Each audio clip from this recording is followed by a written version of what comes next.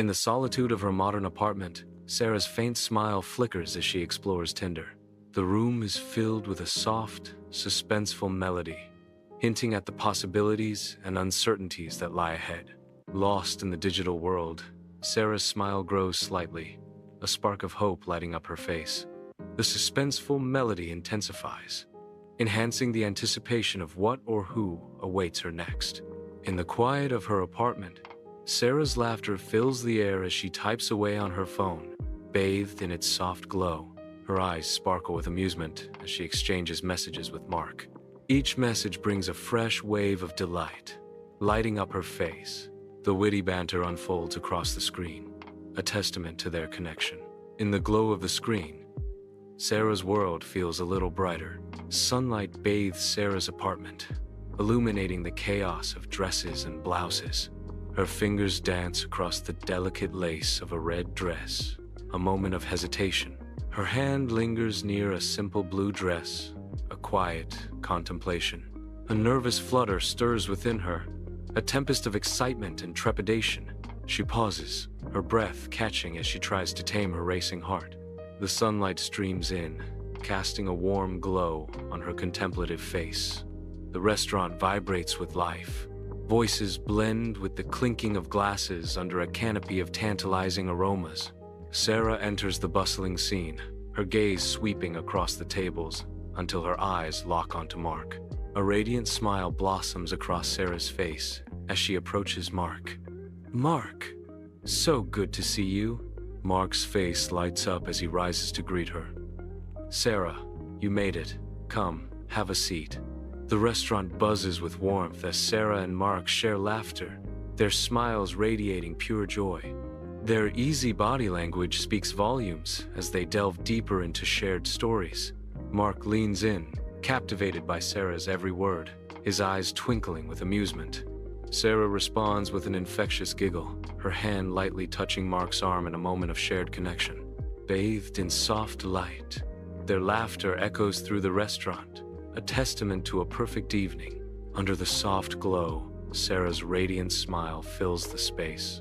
Across from her, Mark's smile appears strained, a mask that fails to conceal the coldness in his eyes. The air thickens with unspoken tension. A subtle shift in the atmosphere reveals the growing unease. The forced smiles become more pronounced, highlighting the emotional distance between them. The night envelops Sarah and Mark as they leave the restaurant, their hands clasped tightly together. Their footsteps echo softly as they approach Mark's car, ready to escape into the darkness. The car door opens, a silent invitation to the unknown that lies ahead. They step into the car, ready to vanish into the night. The car pulls away, its lights fading into the distance, leaving only shadows behind. The warm glow of the apartment casts a comforting light, yet an unfinished plate of pasta hints at an unease. Sarah's phone vibrates, its silent buzz cutting through the quiet. A text appears. "How's the date going?" The unanswered question hangs in the air, unanswered. Silence stretches, heavier than before. As the message remains unacknowledged, the apartment seems to hold its breath, waiting for a reply that never comes. Emily's fingers dance anxiously over her phone, the apartment's silence amplifying her rising panic. The call diverts to voicemail, each ring heightening Emily's dread. Emily's face reflects mounting concern as the unanswered call deepens her growing anxiety. A wave of unease washes over Emily as she lowers the phone, her mind racing with unanswered questions. In the sterile confines of the police station, Emily stands anxiously before Detective Miller, worry etched deeply into her face. Her voice trembling. Emily reports, "I need to report my sister, Sarah, missing. She didn't come home last night." Detective Miller leans forward, his expression a mask of professional concern as he asks, "Please, take a seat, Ms. Emily." Her voice barely a whisper responds, "Emily Carter, and thank you. I'm so worried." The weight of her sister's disappearance hangs heavy in the air as Emily sinks into the chair, her worry palpable. Detective Miller sits alone in his car, the restaurant looming in the background. its windows reflecting the day's harsh light. Inside the confines of his vehicle, Detective Miller's eyes are glued to his laptop, each frame a piece of the puzzle. The screen flickers with images of Mark, his every move scrutinized under the detective's unwavering gaze. He rewinds, freezes, and zooms, searching for a flicker of truth hidden beneath the surface.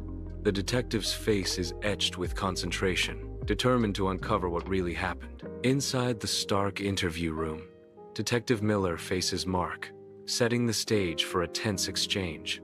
Mark recounts the mundane details of dropping Sarah off, his composure unnervingly steady. The sterile environment amplifies the subtle tension as Mark recalls their last moments together. Detective Miller watches intently, his expression unreadable as he assesses Mark's calculated calm. Inside the sterile police station, Detective Miller's intense stare locks onto Sarah's phone records glowing on the screen. The data exposes a stark contradiction. Sarah's phone last pinged near Mark's apartment, challenging his carefully constructed alibi. Detective Miller leans forward, his expression hardening as the implications of the data sink in. The stark evidence on the screen casts a shadow of doubt over Mark's innocence, unraveling his web of deceit.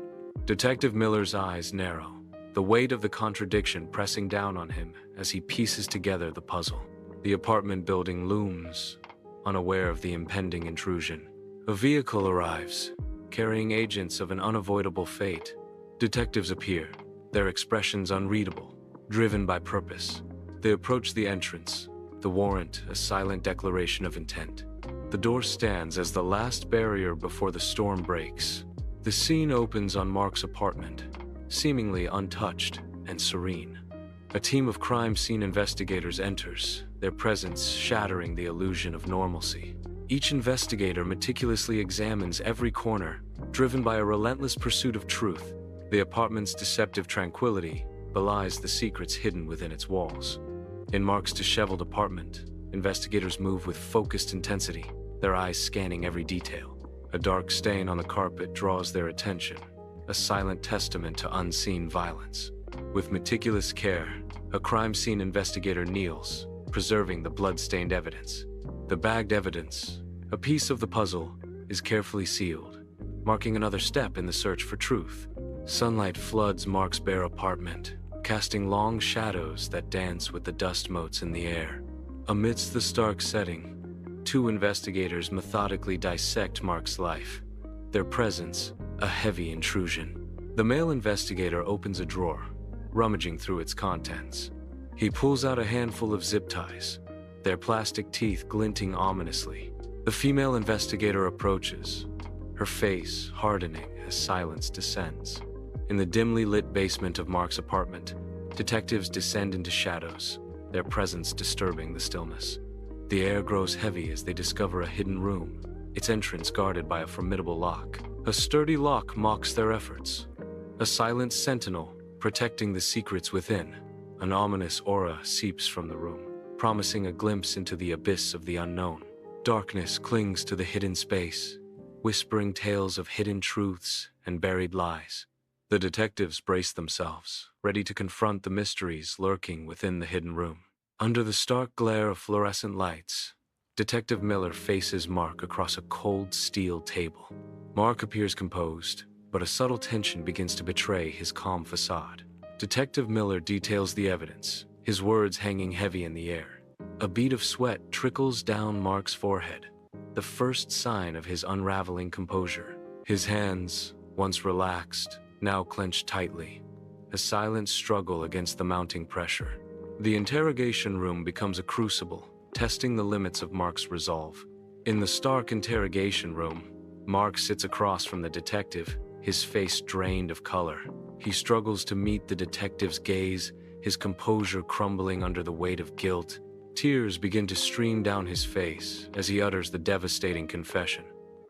I killed Sarah. His voice cracks with remorse as he confesses, "I've done this before. I meet them on dating apps." The weight of his repeated crimes crashes over him, the interrogation room filled with the echoes of his devastating admission. The courtroom hums with a palpable tension as the trial's commencement nears.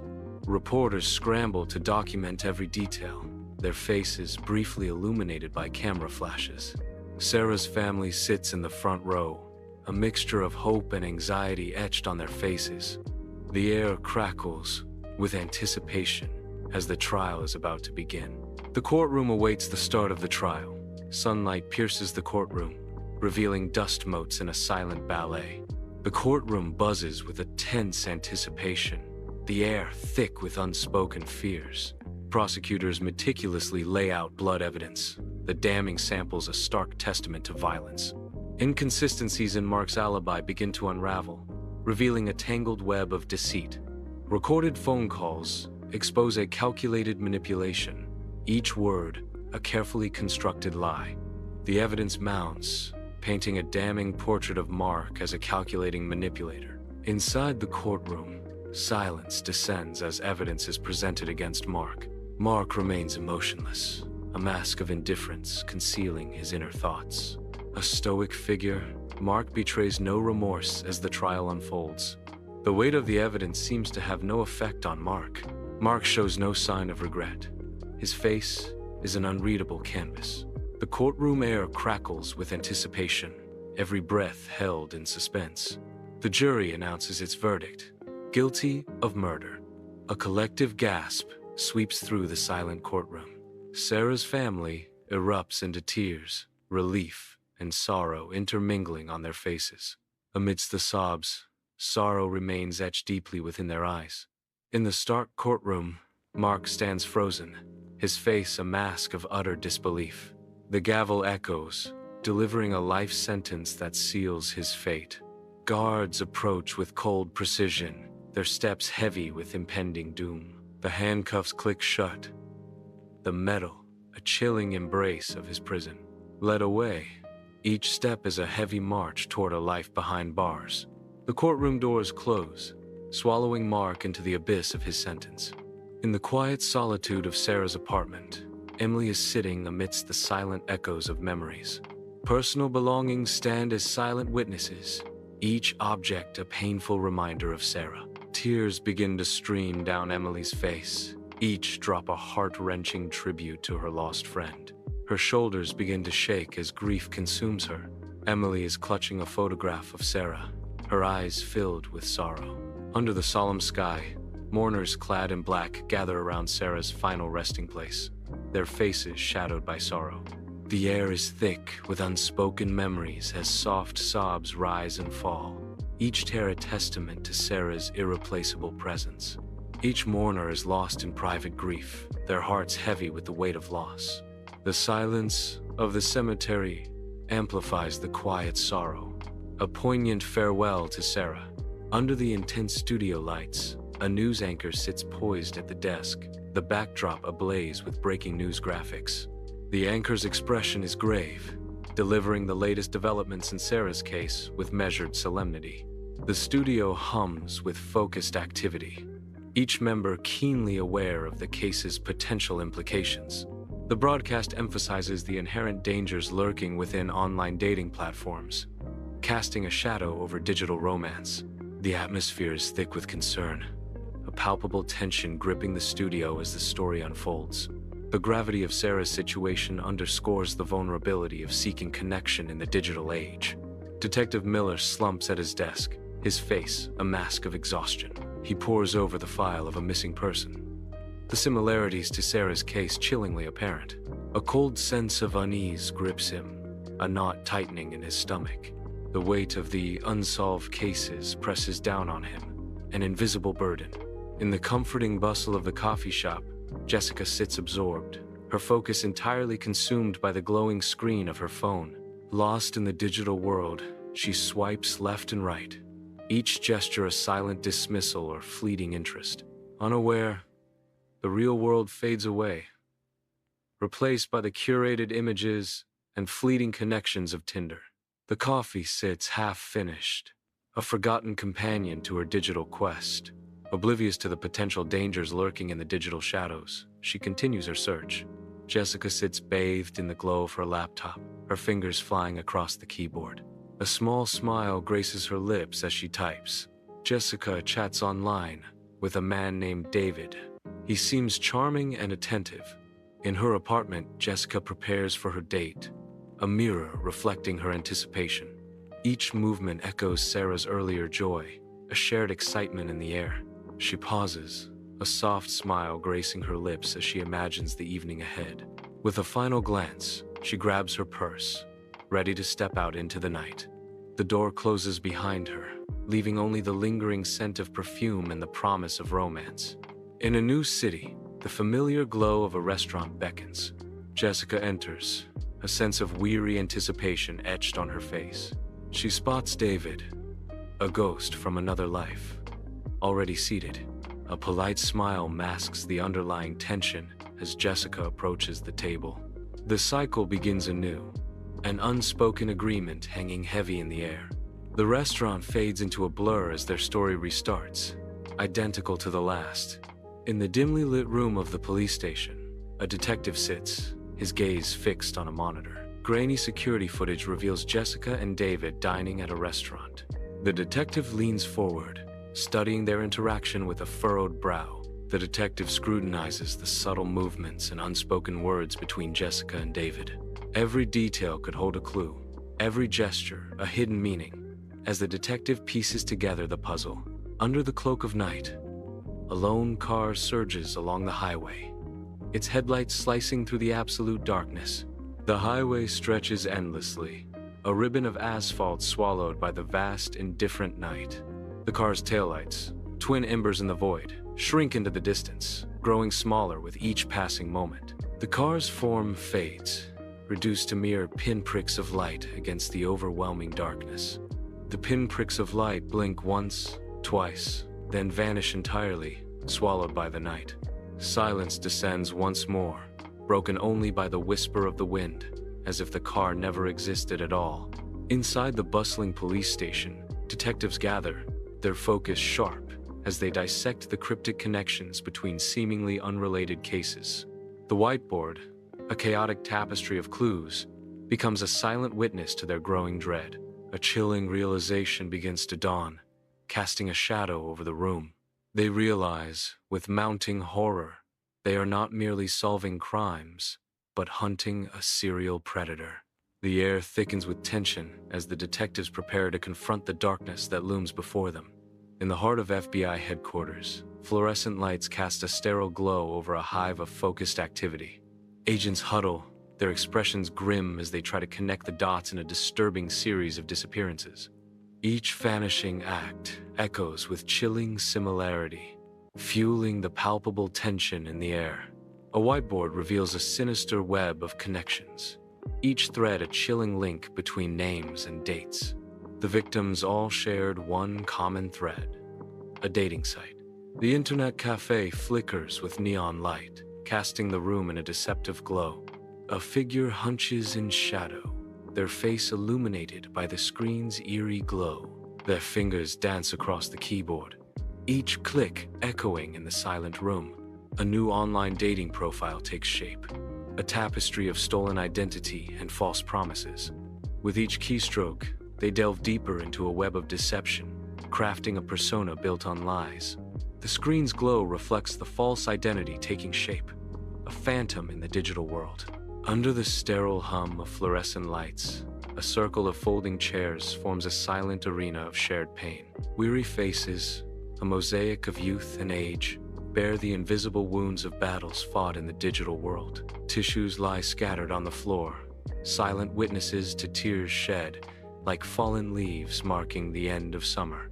A palpable sense of shared trauma fills the room, punctuated only by quiet sobs and shaky breaths, a symphony of silent suffering.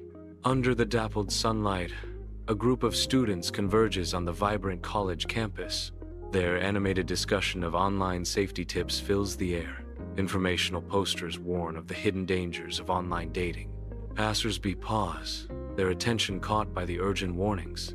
The breeze carries their voices, a mix of concern and camaraderie. In the brightly lit studio, a news anchor's serious expression sets a somber tone. Behind the anchor, a large screen flashes graphics of online dating crimes, casting a shadow over digital romance. The news anchor warns, "We turn now to a growing concern in our digital age, the rise in crimes connected to online dating." The anchor continues, urging caution.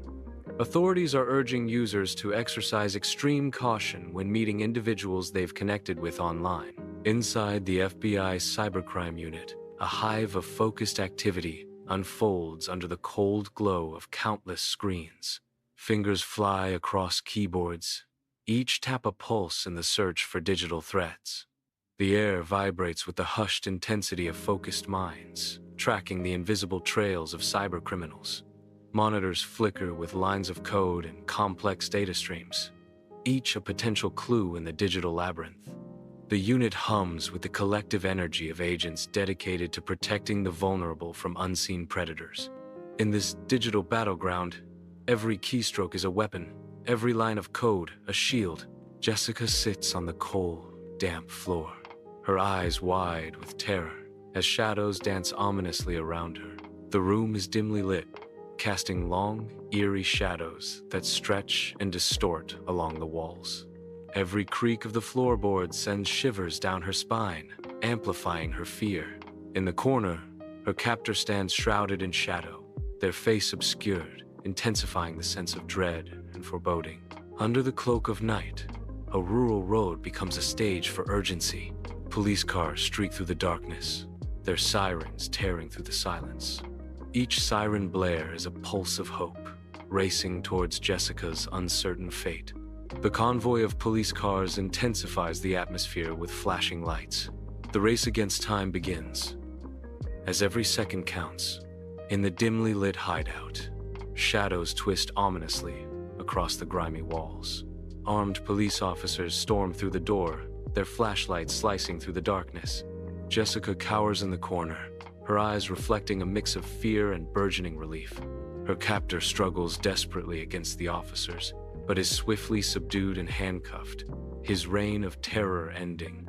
In the sterile confines of the hospital room, Jessica lies motionless, a fragile figure against the stark white of the bed. Family and friends gather, their expressions a complex tableau of relief and deep worry. Trauma lingers in her wide, unfocused eyes, reflecting the haunting echoes of a nightmare. She remains silent, the weight of her ordeal pressing down, a survivor in a world that feels irrevocably altered. The courtroom is thick with anticipation as Jessica's captor enters, his face a canvas of defiance and hidden fear. He stands defiantly before the judge, the weight of his actions palpable in the silent chamber. The air crackles with unspoken tension as justice prepares to confront the darkness.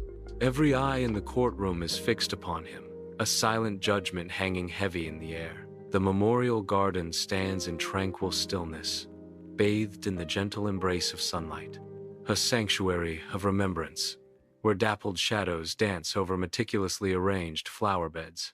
The air whispers with the delicate music of wind chimes, a poignant symphony honoring lives lost. Engraved stones bear silent witness to the victims of online dating violence, each name a solemn echo of digital deception. The cybersecurity conference hall is alive with anticipation, a vibrant hub where the digital future is shaped. Crisp suits and eager faces gather around booths, showcasing the cutting edge of cybersecurity software. Large screens flicker with graphs and statistics, casting a stark light on the rising tide of online dating crimes. The air buzzes with the urgency of innovation, as minds converge to protect hearts in the digital age. In the quiet of her apartment, Emily stares at a photo, her face etched with longing. The photograph captures Sarah's radiant smile, a painful reminder of brighter days. A laptop sits silent nearby, a dark screen reflecting the somber mood. Suddenly, the screen flickers to life, a chilling message materializing from the digital ether. Be vigilant. The warning echoes ominously. Not everyone online is who they claim to be.